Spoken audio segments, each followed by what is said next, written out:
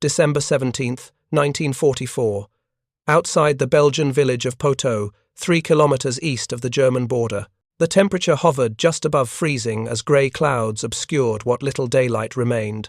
Corporal Hans Dietrich of the 2nd SS Panzer Division pressed himself into the frozen earth beside the destroyed American half-track, his fingers numb despite the wool gloves.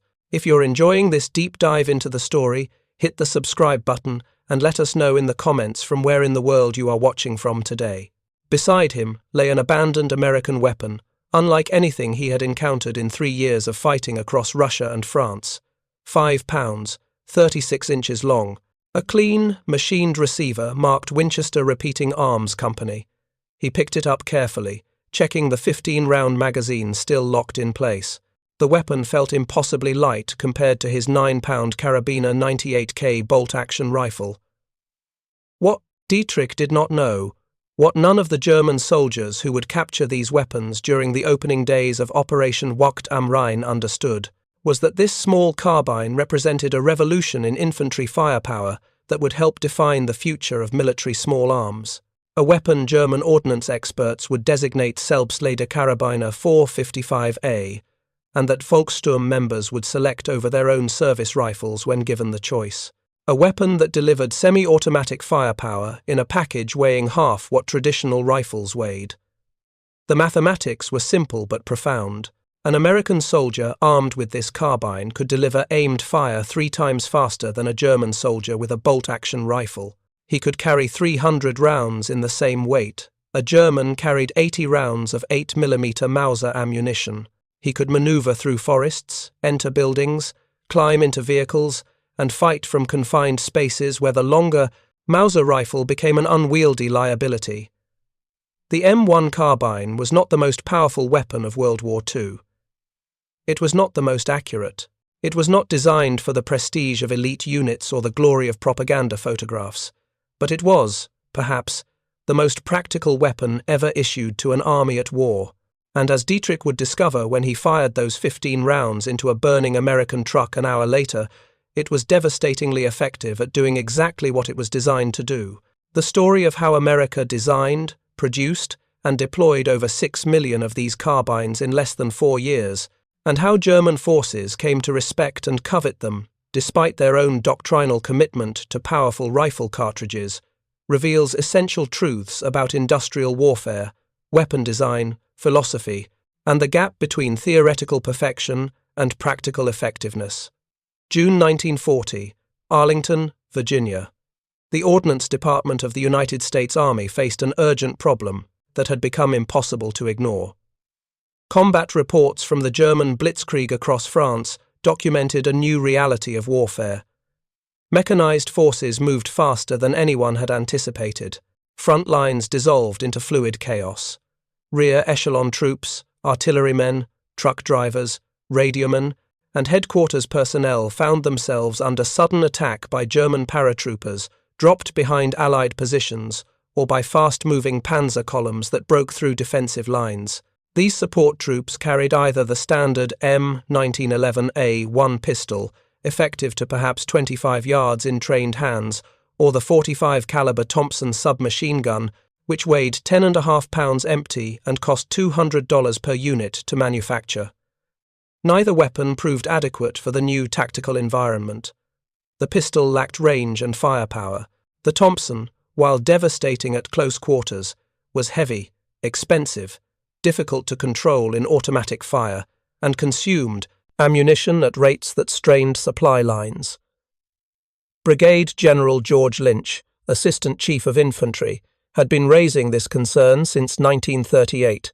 He envisioned a light rifle that combined the portability of a pistol with the accuracy and range of a rifle, a weapon that officers, mortar crews, machine gunners, radio operators, and vehicle crews could carry without impediment to their primary duties, yet which would give them effective defensive capability if suddenly engaged by enemy forces.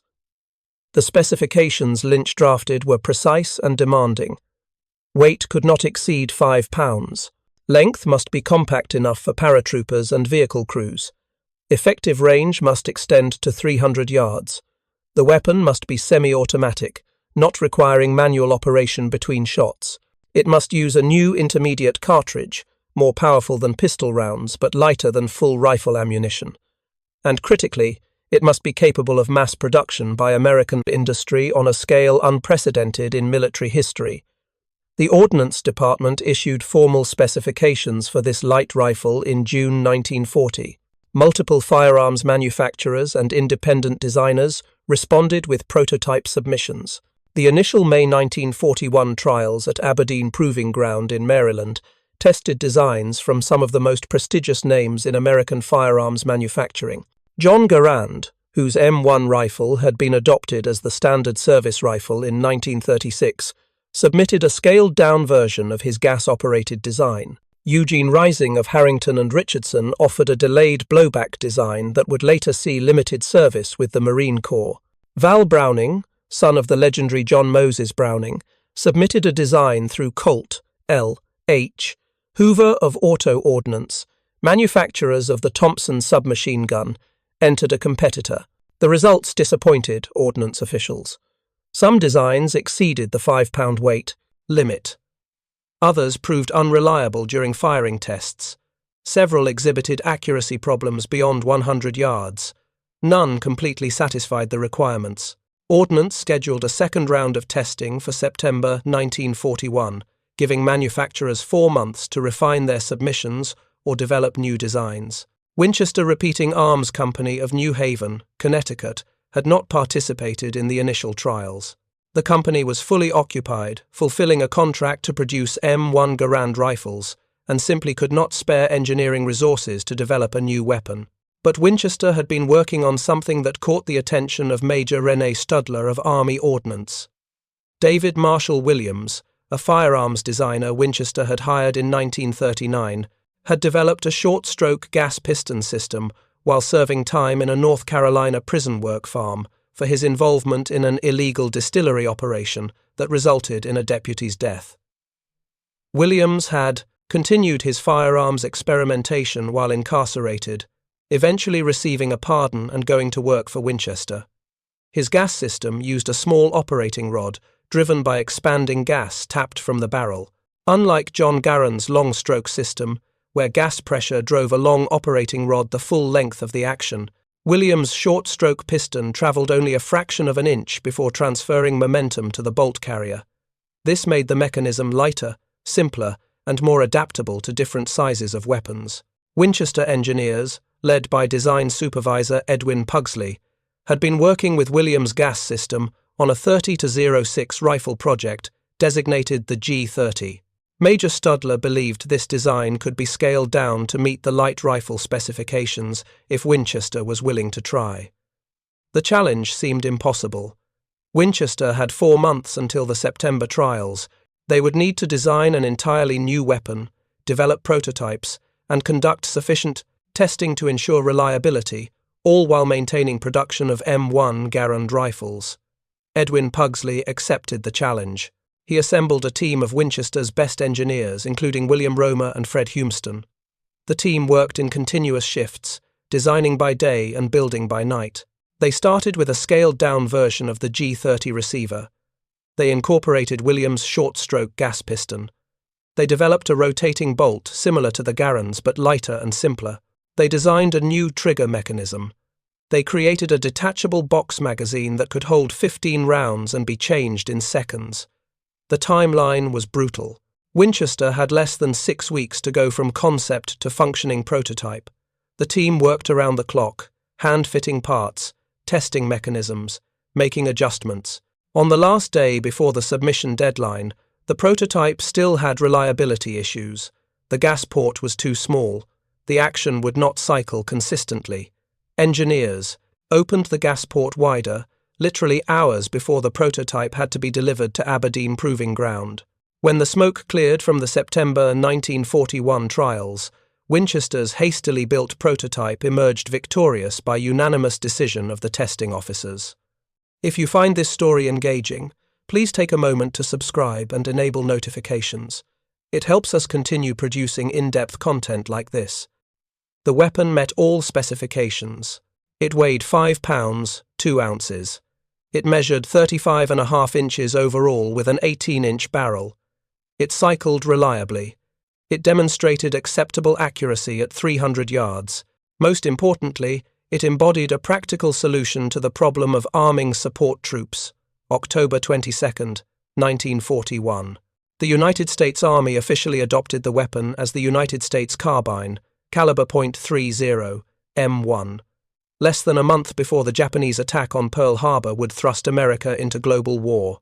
The M1 Carbine's adoption came with an initial contract to Winchester for 350,000 units and orders for immediate mass production.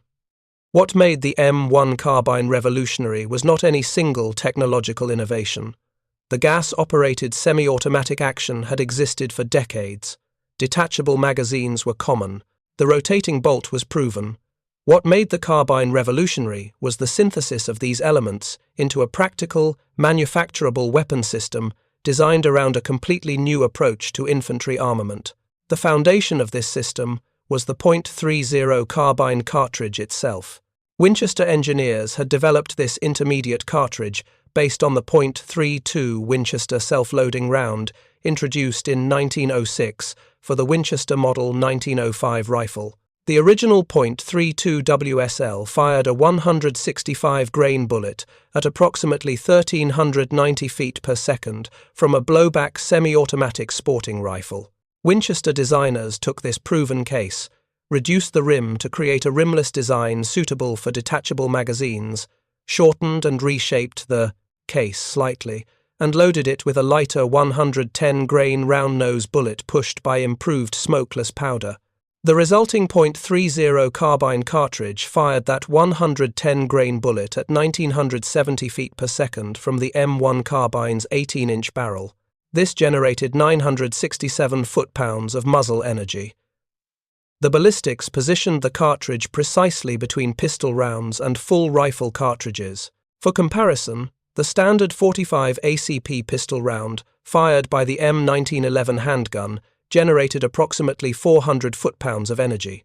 The .30-06 Springfield fired by the M1 Garand generated approximately 2,700 foot-pounds.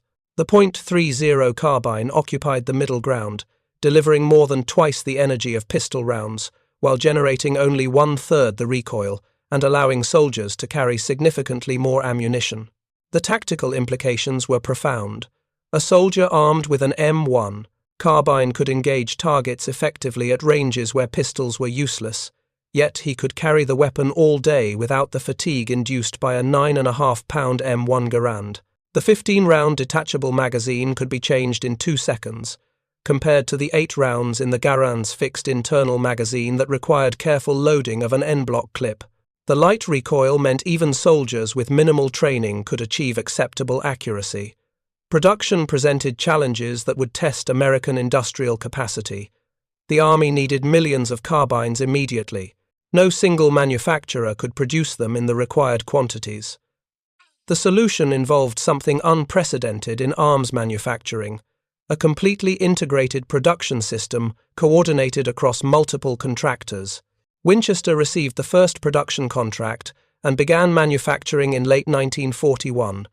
But the Ordnance Department knew Winchester alone could not meet wartime demand.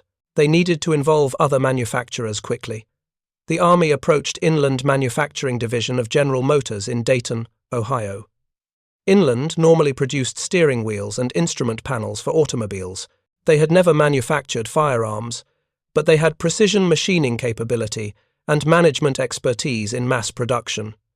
Inland agreed to tool up for carbine production. The transition proved remarkably swift. General Motors engineers studied Winchester's blueprints. They purchased machine tools. They trained workers. By mid-1942, Inland was producing M1 carbines. Eventually, Inland would produce more carbines than any other contractor, manufacturing over 2.5 million units, more than 40% of total production.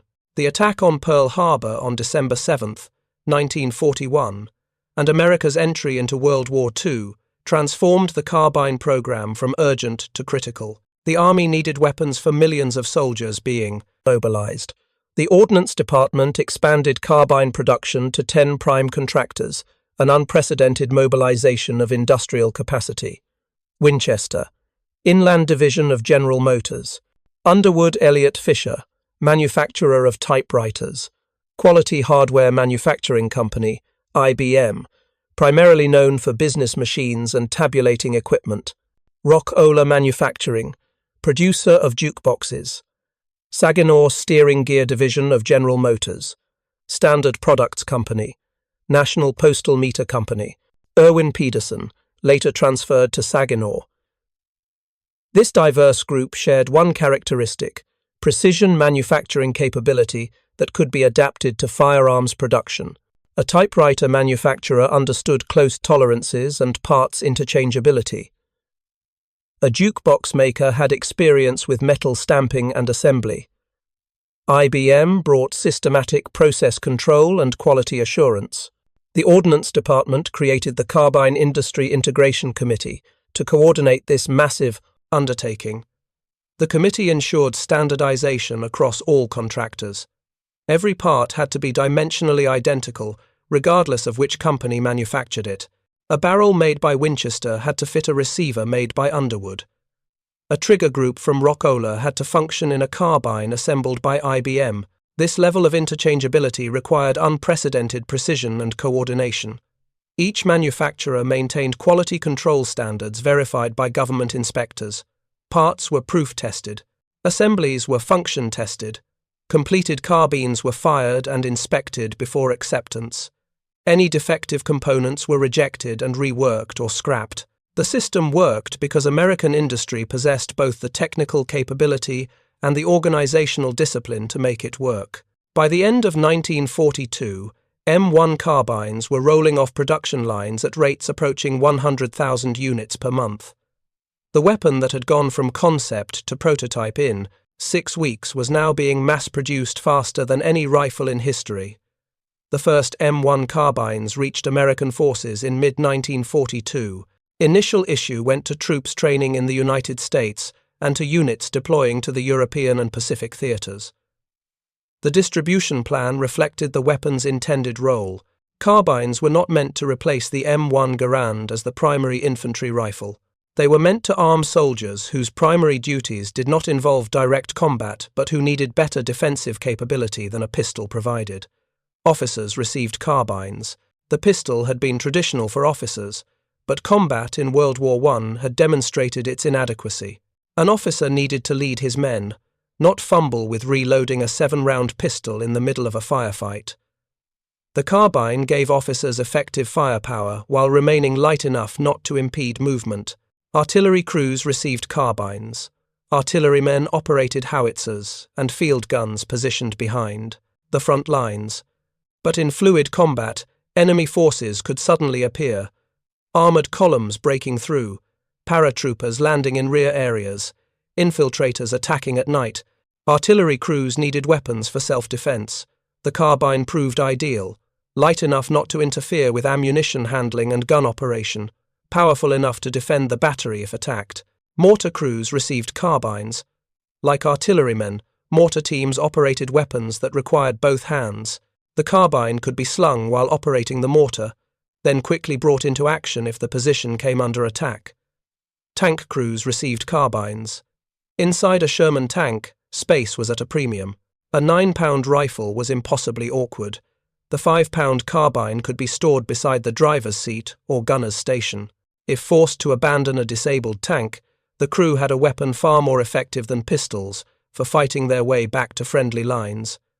Radio operators received carbines. Communications personnel often operated from exposed positions, stringing wire or operating radio sets. They needed both hands for their equipment. The light carbine could be carried without impeding their primary mission, but provided substantial defensive firepower. Engineers received carbines. Combat engineers cleared obstacles, laid mines, destroyed bridges, built fortifications. Their work often occurred close to enemy positions. The carbine gave them effective firepower without the burden of a full-length rifle. Paratroopers received a special variant. Jumping from aircraft with a standard rifle proved difficult. The rifle's length made it catch on equipment or hit other paratroopers in the confined aircraft. The M1A1 Carbine featured a folding wire stock that reduced the weapon to 26 inches folded. Paratroopers could jump with the carbine folded and strapped to their leg or chest, then extend the stock for firing after landing. Inland manufacturing produced approximately Piaget's 140,000 M1A1 folding stock carbines. These went initially to the 82nd and 101st Airborne Divisions, then gradually to all American airborne units and to Marine Corps parachute battalions. The folding stock version proved so popular that paratroopers often preferred it even over the M1 Garand when given a choice. Truck drivers received carbines. In the rear areas of France, Italy, and the Pacific Islands, lone truck drivers or small convoys faced constant threat from enemy stragglers, partisans, or infiltrators. A driver needed a weapon he could keep beside him in the cab, grab quickly if ambushed, and use effectively from the confines of his vehicle. Military police received carbines. MPs directing traffic, guarding installations, or manning checkpoints needed a weapon that looked professional and authoritative, but was not overly intimidating. The carbine struck the perfect balance. Medics in some units received carbines. Though technically non-combatants under the Geneva Convention, medics in the Pacific Theater particularly faced enemy forces who did not respect the Red Cross symbol. Some commanders quietly issued carbines to medics for self-defense. The distribution meant that for every M1 Garand rifle issued to a frontline rifleman, perhaps 3 or 4 M1 carbines went to support troops throughout the division. By 1943, carbines were flowing to American forces around the world faster than any other weapon. Production exceeded 500,000 units in 1943, over 2.5 million in 1944. The weapon that had been designed in weeks was being produced by the millions. In the Pacific, Marines and Army units found the carbine ideally suited to jungle warfare. The dense vegetation made long-range shooting nearly impossible. Most combat occurred at ranges under 100 yards. The carbine's light weight meant troops could move through the jungle for hours, without exhaustion. The semi-automatic fire gave individual soldiers tremendous firepower in the sudden, violent close-range engagements characteristic of Pacific combat. First Lieutenant Robert Reinemann carried an M1 Carbine during operations in New Guinea and the Philippines. Decades later, he recalled the weapon's practicality. The carbine was constantly with me during our training and combat operations. It never let me down. Light enough to carry all day, powerful enough to stop the enemy when it mattered. In Europe, carbines proved equally valuable. During the Normandy invasion in June 1944, many officers and NCOs jumped or landed with carbines. The weapon's compact size made it manageable in the confines of landing craft and during street fighting in French villages. As Allied forces pushed through France and into Germany, carbines became increasingly common even among regular infantry. Some soldiers preferred the carbine's light weight during long marches. Others appreciated its handling in urban combat, where the full-length Garand proved unwieldy in buildings. By late 1944, carbine distribution had expanded beyond original intentions. Some complete infantry units carried carbines instead of Garands. Reconnaissance units particularly favored them. Cavalry reconnaissance troops, mounted in light vehicles or operating on foot behind enemy lines, needed maximum mobility. The carbine gave them adequate firepower without excess weight, but as 1944 turned to winter, German forces prepared their last great offensive in the West. Operation Wacht am Rhein would begin on December 16, 1944, with German armies smashing through American positions in the Ardennes forest of Belgium and Luxembourg. German soldiers, including elite Waffen-SS panzer troops and paratrooper units, would capture American equipment, including substantial numbers of M1 carbines. What they would discover about this seemingly modest weapon would challenge their assumptions about infantry armament and firepower. December 17, 1944. The Ardennes Forest, Belgium. The massive German offensive that would become known as the Battle of the Bulge had shattered American defensive lines. Entire units had been surrounded or overrun. Equipment lay scattered across the frozen landscape. Among the wreckage and chaos, German soldiers advancing through captured American positions encountered weapons they had never seen before.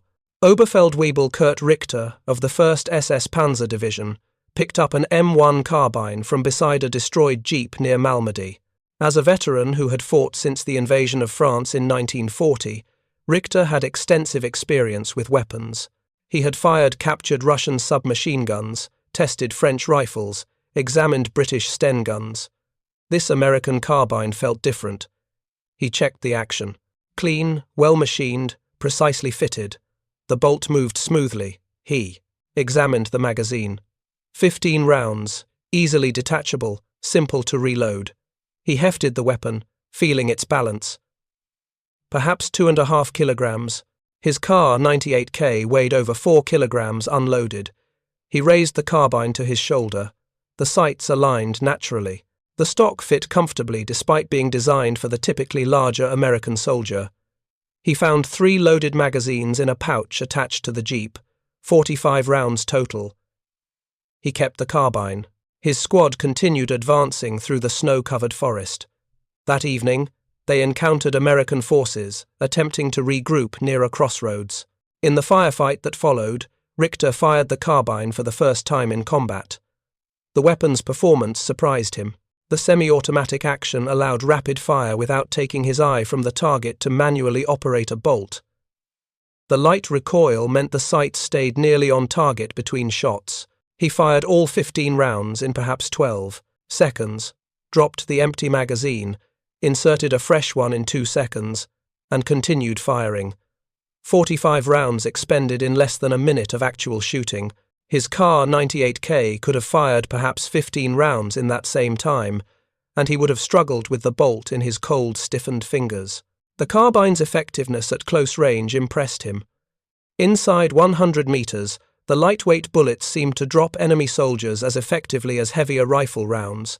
Beyond 150 meters, the carbine clearly lost effectiveness. But in the close quarters fighting characteristic of forest combat, Richter rarely needed to engage at longer ranges. When the American forces pulled back, Richter kept the carbine and gave his Mauser rifle to another soldier. He was not alone in making this choice. Across the Ardennes, German soldiers were picking up American carbines and deciding to keep them, despite standing orders to turn in captured weapons for formal evaluation. The German military designation for the M1 Carbine was Selbstlade Karabiner 455A, meaning self-loading carbine, number 455, American origin. The designation system used by German ordnance catalogued captured weapons by type and country. The suffix A indicated American origin. Italian weapons received E, Soviet weapons, British weapons, A. But the systematic designation did not reflect the organic adoption happening on the ground.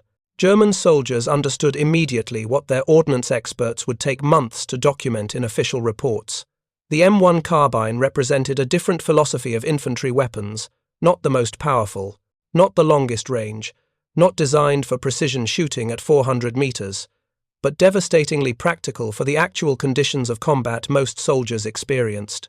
Photographs from the Ardennes offensive captured by the 3rd Armored Division show German Fallschirmjäger paratroopers and SS Leibstandarte Adolf Hitler troops near Poteau armed with M1 Carbines. These were not rear echelon German troops desperate for any weapon. These were elite frontline units, soldiers who had their choice of equipment, including the excellent MP-40 submachine gun, the semi-automatic Gewehr 43 rifle, and the revolutionary Sturmgewehr 44 assault rifle when available. Yet they chose the American carbine. The reasons were practical. The carbine was lighter than the MP-40. It had longer range than any submachine gun. It was more controllable than the MP-40's 9mm rounds. The semi-automatic action matched the Gewehr 43 but in a more compact package. The ammunition, while not German standard, could be found wherever Americans had fought. In captured supply dumps, on dead or captured American soldiers, in abandoned vehicles. For soldiers advancing through territory recently held by American forces, ammunition supply was not yet a critical problem. The comparison to German weapons revealed the fundamental difference in design philosophy. German military doctrine emphasized rifle marksmanship at extended range. The standard Kar 98K fired the powerful 8mm Mauser cartridge, roughly equivalent to the American 30-06. This round could engage targets effectively beyond 500 meters in trained hands. It could penetrate heavy cover. It had tremendous knockdown power. But the rifle weighed 4.2 kilograms loaded. It required manual operation of the bolt between each shot. It held only 5 rounds in an internal magazine loaded with stripper clips. Reloading under pressure was slow and difficult. For a soldier carrying the weapon through forests, up mountains, through cities, day after day, the weight became punishing. The MP-40 submachine gun represented Germany's attempt to provide increased firepower. Firing the 9mm parabellum pistol cartridge at 650 rounds per minute, in full automatic, the MP-40 gave devastating close-range firepower. But effective range rarely exceeded 100 meters. The weapon consumed ammunition rapidly. The 32-round magazine, while detachable, was expensive to manufacture and often failed if loaded to full capacity. The weapon weighed 4 kilograms loaded, almost as much as the rifle. The Gewehr 43 semi-automatic rifle, introduced in 1943, attempted to match the American M1 Garand. Firing the standard 8mm Mauser cartridge from a gas-operated semi-automatic action with a 10-round detachable magazine, the G-43 represented advanced German engineering. But only approximately 400,000 were produced. Most German infantry never saw one. The weapon weighed 4.4 kilograms empty, nearly 5 kilograms loaded. Reliability problems plagued early production. The weapon never achieved the distribution or reliability of the American M1 Garand. The Sturmgewehr 44 represented Germany's most advanced infantry weapon, firing the intermediate 7.92 by 33mm Kurz cartridge, less powerful than rifle ammunition but more powerful than pistol rounds. With selective fire capability and a 30-round detachable magazine, the STG-44 embodied the assault rifle concept that would dominate post-war military small arms. But production began too late and in insufficient numbers. Approximately 450,000 were manufactured. Most German soldiers never received one. The weapon also suffered from complexity and manufacturing costs that Germany's collapsing industrial base could not sustain. Against these German weapons, the M1 Carbine occupied unique tactical space. It was lighter than any of them. It had better range than submachine guns. It had faster firepower than bolt-action rifles. It was simpler and more reliable than semi-automatic rifles. It was manufactured in quantities that made individual weapons almost disposable if necessary. German soldiers recognized these advantages immediately through direct comparison. A Fallschirmjäger carrying an MP-40 and an M1 Carbine could engage targets at twice the range with the carbine. A Panzergrenadier with a Kar 98K who captured a carbine could fire 3 times faster without the exhausting manual operation of the bolt. An SS trooper with access to both a G-43 and an M1 Carbine often chose the carbine because it weighed 2 pounds less and was less prone to malfunctions in freezing conditions. This practical preference by elite German troops represented the most honest assessment of the carbine's combat effectiveness. Soldiers whose lives depended on their weapons chose the M1 Carbine over their own service weapons when given the opportunity. As the Battle of the Bulge ground to its bloody conclusion in January 1945, captured American equipment, including thousands of M1 Carbines, made its way into German military channels. Some weapons reached ordnance depots for formal evaluation. Many more simply remained with the soldiers who had captured them. By late January, photographic evidence shows M1 carbines widely distributed among German forces throughout the Western Front. Not officially, not through proper supply channels, but organically, soldier by soldier, as troops recognized a superior weapon system and kept it.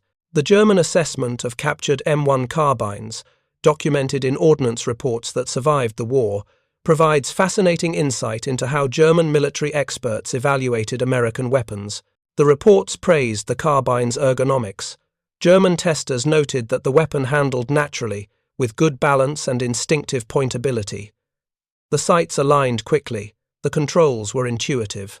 The safety was positive without being stiff. The reliability impressed German ordnance experts. Testing captured carbines in varying conditions, sand, mud, snow. They found the weapon functioned consistently. The short-stroke gas piston system proved remarkably tolerant of fouling. The action was simple enough that field maintenance required minimal training. The manufacturing quality particularly impressed German experts. By 1945, German industrial production was collapsing under Allied bombing and raw material shortages. German weapons showed increasingly poor fit and finish as quality control deteriorated. The M1 Carbines, even those manufactured by companies that had never made firearms before, showed consistent precision machining and parts interchangeability. A bolt from one carbine fit perfectly in another carbine made by a different manufacturer. Magazines were standardized and functioned in any carbine regardless of maker. This level of manufacturing coordination astonished German ordnance officers who understood how difficult such standardization was to achieve. The reports noted the carbine's limitations honestly. The .30 carbine round lacked the range and penetration of full rifle cartridges. Beyond 200 meters, accuracy and effectiveness declined noticeably. The round struggled to penetrate heavy wood, masonry, or earthen fortifications that the 8mm Mauser could punch through. In winter conditions with soldiers wearing heavy wool coats, the lightweight bullet occasionally failed to penetrate deeply enough to stop the target immediately. These limitations were real and documented, but the German reports also noted context. Most infantry combat occurred at ranges under 150 meters. In forests, cities, and broken terrain, engagement distances rarely exceeded 100 meters. At these ranges, the carbine proved entirely adequate for stopping enemy soldiers. The weapon's lightweight and rapid-fire capabilities made it more practical for actual combat conditions than theoretically superior but heavier weapons. One German ordnance report, dated March 1945 and captured by American forces in Bavaria, concluded that the M1 Carbine represented excellent engineering for its intended purpose. The report noted that Germany had attempted similar weapons development but had failed to achieve the production scale or standardization that made the American carbine successful. The report specifically praised the carbine as ideal for arming personnel whose primary duties did not involve direct combat but who needed better defensive capability than pistols provided, the same role the American designers had envisioned. But by March 1945, such analysis was academic. Germany's military situation had deteriorated beyond recovery. The failed Ardennes offensive had consumed the last strategic reserves. Allied armies were advancing into Germany from east and west. Industrial production was collapsing under massive bombing campaigns. The German military was reduced to arming Volkssturm home defense units with whatever weapons could be scavenged. In this desperate final phase of the war, M1 carbines appeared in the hands of the least likely German soldiers. Volkssturm units in Berlin, during April 1945, included elderly men and teenagers armed with captured weapons. One survivor's account, documented in post-war interviews, described reporting to a street corner for Volkssturm induction in early April 1945. After swearing allegiance to Hitler and the Nazi Party, a cart appeared with weapons for distribution. The collection represented the complete collapse of German military logistics, old German rifles from World War I, Russian Mosin Nagant rifles captured on the Eastern Front, Russian PP-6 submachine guns, Austrian Mannlicher carbines, and several American M1 carbines. The Volkssturm member, a veteran of World War I who was partially disabled and had been exempt from military service until the desperate final weeks, selected an M1 carbine. His reason was simple. It was the lightest weapon available, and it came with a magazine that already contained ammunition. This image, elderly German civilians armed with captured American carbines defending Berlin against Soviet armies, represented the complete inversion of German military doctrine. The army that had begun the war with confidence in racial superiority and technological excellence ended the war with its last defenders grateful to find American weapons abandoned in the ruins. The story does not end with Germany's surrender in May 1945. The M1 Carbine's practical utility and massive production numbers ensured it would continue serving for decades after World War II ended. American occupation forces armed German police units with M1 carbines during the post-war reconstruction.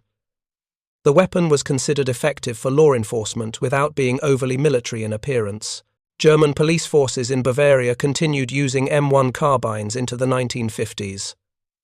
Weapons were reliable, ammunition remained available, and officers familiar with them from wartime experience vouched for their effectiveness. Thousands of M1 carbines were transferred to Allied nations during the Cold War. South Korean forces carried them throughout the Korean War from 1950 to 1953. South Vietnamese forces used them extensively in the early years of the Vietnam War. Dozens of other nations received carbines through military assistance programs. Guerrilla forces and irregular troops worldwide discovered what American support troops and German soldiers had learned. The M1 carbine represented an ideal weapon for irregular warfare, light enough for extended operations, simple enough for limited training, reliable enough for harsh conditions, powerful enough for most combat ranges. The design influenced post-war weapons development profoundly. The concept of an intermediate cartridge between pistol and rifle rounds, proven by the carbine's success, became standard doctrine. The Soviet AK-47 assault rifle, developed in the late 1940s, used a similar intermediate cartridge philosophy. The German Sturmgewehr 44, which had incorporated these concepts, influenced countless post-war assault rifle designs. The American M14 and later M16 rifles both represented evolution of the intermediate cartridge concept that the M1 carbine had proven practical. The weapon remained in American military service through the early 1960s. Army National Guard and reserve units carried carbines until replaced by M14 rifles. Air Force Security Police used carbines for base defense into the mid-1960s. The weapon's long service life testified to its fundamental soundness of design. Over 6.25 million M1 carbines of all variants were manufactured between 1941 and 1945. This made it the most produced American small arm of World War II, exceeding production of the M1 Garand rifle by nearly 1 million units. The production numbers reflected both the weapon's utility and American industrial capacity. Winchester, the design originator, produced approximately 800,000 carbines, but Inland Manufacturing, a division of General Motors that had never made firearms before, produced over 2.5 million units, more than any other contractor. This demonstrated that with proper engineering documentation and quality control, complex weapons could be manufactured by companies with no firearms experience. The distributed production system developed for the M1 carbine became the model for American military production throughout the Cold War. Multiple contractors building to identical specifications, with parts interchangeability verified by government inspectors, ensured that no single factory's destruction could halt production. The civilian market embraced M1 carbines after the war. Thousands of veterans purchased their service carbines through the civilian marksmanship program. The weapons became popular for hunting small to medium game, target shooting, and home defense. Commercial ammunition production continued, ensuring shooters could afford to practice.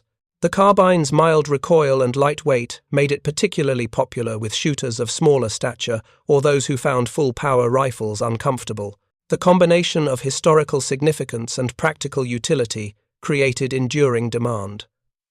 Modern reproductions of the M1 carbine remain in production today. Inland Manufacturing, reformed as a new company, produces carbines built to original specifications. Auto Ordnance offers modern variants. These commercial carbines appeal to collectors of military firearms, practical shooters who appreciate the design, and those seeking an effective home defense weapon with historical significance. The technical specifications that made the carbine successful remain relevant. Weight of 5 to 5.5 pounds. Overall length of 35 to 36 inches. 18-inch barrel, semi-automatic gas operation. 15 or 30 round detachable magazine, .30 carbine cartridge generating approximately 1,000 foot-pounds of energy. These numbers represent practical optimization of competing requirements. Light enough for extended carry, compact enough for vehicle use and confined spaces, powerful enough for defensive use at realistic combat ranges, simple enough for limited maintenance, reliable enough for harsh conditions. The .30 carbine cartridge remains in production by major ammunition manufacturers. Hornady, Federal, Winchester, Remington, and others produce both military-style ball ammunition and modern expanding bullets, optimized for hunting or self-defense. The cartridge's moderate power and low recoil continue to attract shooters seeking a practical intermediate power option. Modern ballisticians recognize the .30 carbine as a pioneer in the intermediate cartridge category. While not as powerful as later developments like the Soviet 7.62 by 39mm or the American 5.56mm NATO, the carbine round proved the concept's viability. Intermediate power, lower recoil, increased ammunition capacity, and lighter weight could provide superior practical effectiveness than theoretical maximum power. The weapon appears regularly in historical studies and technical analyses. Firearms historians recognize the M1 Carbine as representing a pivotal moment in military small arms development. The transition from bolt-action rifles and submachine guns to intermediate-power semi-automatic carbines and eventually to assault rifles began with the M1 Carbine's success. Military analysts studying weapon effectiveness consistently cite the carbine as an example of practical design excellence. The weapon fulfilled its intended role superbly. It armed support troops effectively. It gave officers and specialists capable defensive firepower without burden. It proved reliable in diverse conditions from jungle heat to Arctic cold. It demonstrated that massive production of complex weapons was possible with proper coordination. The German perspective on the M1 Carbine, documented in captured reports and post-war interviews, provides the most honest assessment. Enemy soldiers, fighting for their lives, chose American carbines over their own weapons when given the opportunity. German ordnance experts, evaluating captured weapons, praised the carbine's engineering and manufacturing quality. German veterans, interviewed decades after the war, remembered the M1 Carbine as one of the most practical weapons they encountered. This enemy assessment carries particular weight. German soldiers in World War II were well trained and experienced. They had access to excellent weapons, including some of the war's most advanced firearms.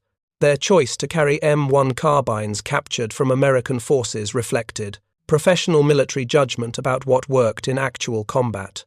The weapon that Corporal Hans Dietrich picked up beside that destroyed half-track in the Ardennes forest in December 1944 represented more than clever engineering or impressive manufacturing. It represented a fundamental truth about warfare that remains relevant. Theoretical perfection matters less than practical effectiveness. Maximum power matters less than balanced capability. Individual excellence matters less than systematic production. The M1 Carbine was not the most powerful weapon of World War II. It was not the most accurate. It was not designed to arm elite troops or win glory, but it was, perhaps, the most practical infantry weapon ever produced.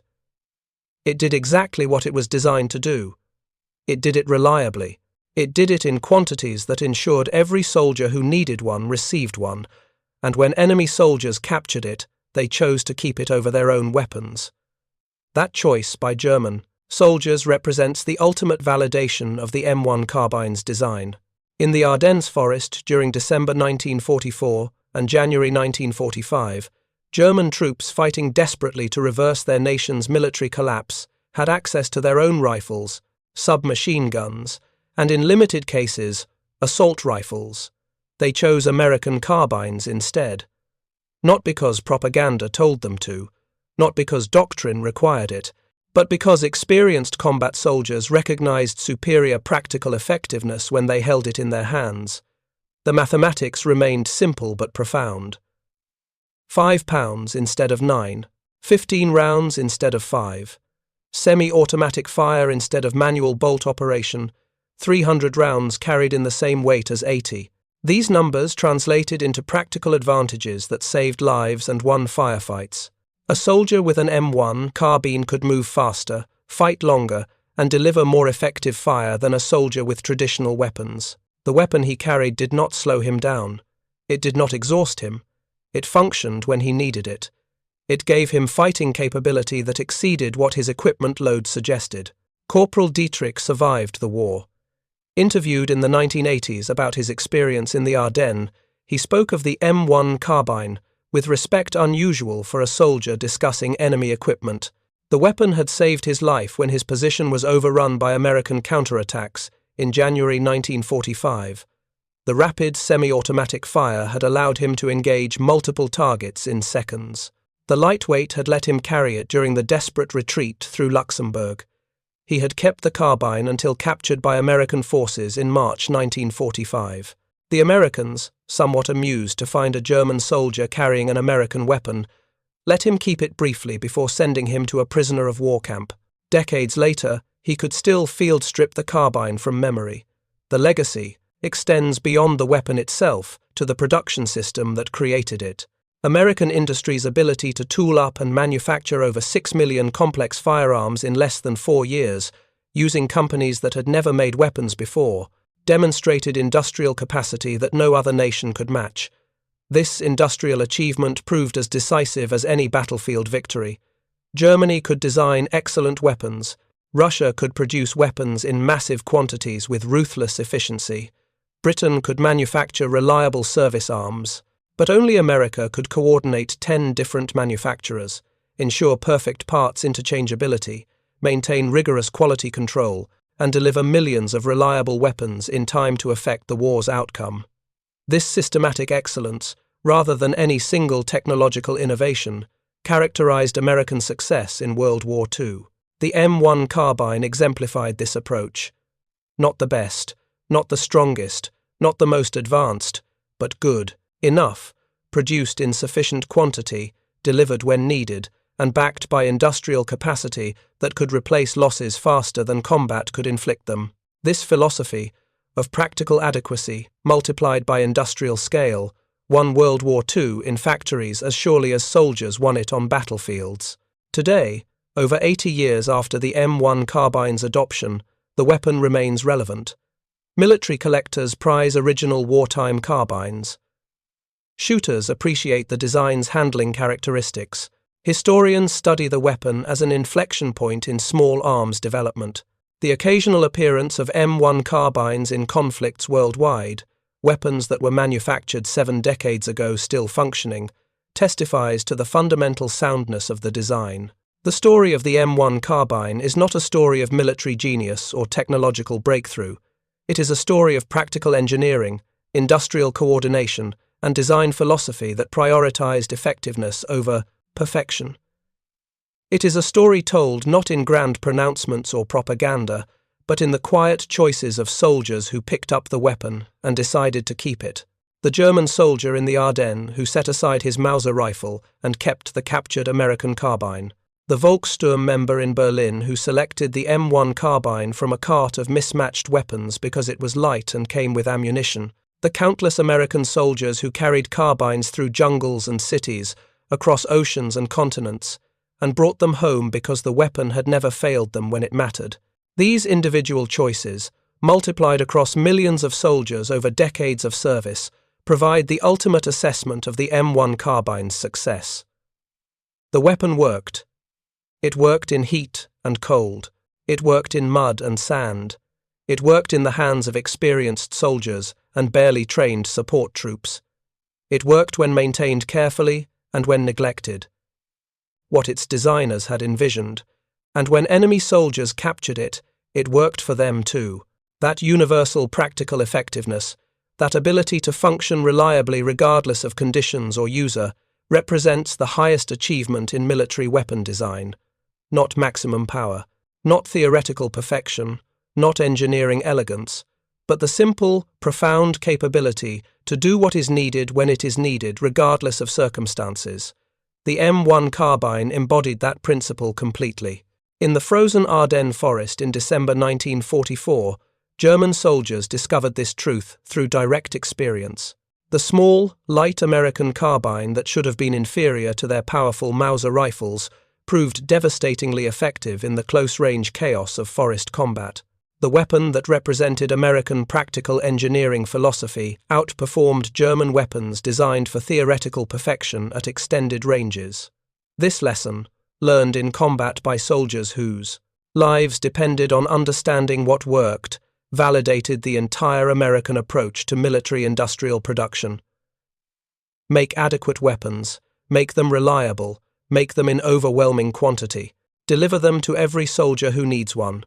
Support them with ammunition so abundant that resupply is never questioned. This formula, applied across every category of military equipment from rifles to aircraft carriers, gave America decisive advantage in World War II. The M1 Carbine, produced by jukebox makers and typewriter companies in quantities that ensured every support soldier could carry one, represented this formula at its finest. The weapon that started as a hasty prototype, built in 6 weeks, became the most produced American small arm of the war. The weapon that was never meant for frontline combat ended up carried by elite troops of multiple armies. The weapon that German ordnance experts designated with a bureaucratic catalogue number became prized equipment captured on ATA battlefields and kept by soldiers who recognized superior design when they found it. 80 years after Winchester engineers worked around the clock to build that first prototype, the M1 Carbine remains what it always was: a practical, reliable, effective tool for the job it was designed to do.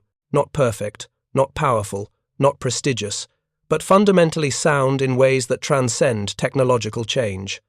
The short-stroke gas piston still cycles smoothly. The rotating bolt still locks securely.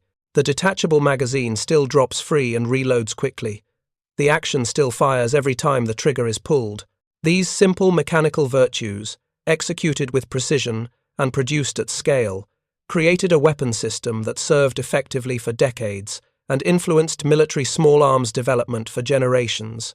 The German soldiers who captured M1 carbines during the Battle of the Bulge and chose to keep them over their own service weapons made the most honest assessment possible. When survival depends on the weapon in your hands, you carry what works. The M1 Carbine worked. It worked for Americans. It worked for Germans. It worked for dozens of nations across decades of service. It works today for collectors and shooters who appreciate fundamental design excellence. This timeless utility, this ability to remain relevant across changing circumstances and technologies, represents the ultimate success of the M1 Carbine. The weapon was never supposed to be exceptional. It was supposed to be adequate. But adequacy, produced at scale and delivered universally, proved more valuable than any amount of exceptional capability in limited quantities. The lesson remains relevant. In military procurement, in industrial production, in system design of any kind, practical effectiveness multiplied by availability defeats theoretical perfection constrained by scarcity. The German military learned this lesson in the Ardennes forest when their elite troops dropped expensive, powerful Mauser rifles and picked up simple, adequate American carbines. They learned it again in Berlin when Volkssturm members chose carbines over everything else available. They learned it throughout the war as American productive capacity overwhelmed German technical excellence. The M1 Carbine, designed in weeks, produced by the millions, carried by support troops, and praised by enemy soldiers who captured it, proved the principle completely. Sometimes the best weapon is not the most powerful or most advanced. Sometimes the best weapon is the one that works, every time, for everyone who needs it, in quantities sufficient to ensure universal availability. Thank you for watching. For more detailed historical breakdowns, check out the other videos on your screen now, and don't forget to subscribe.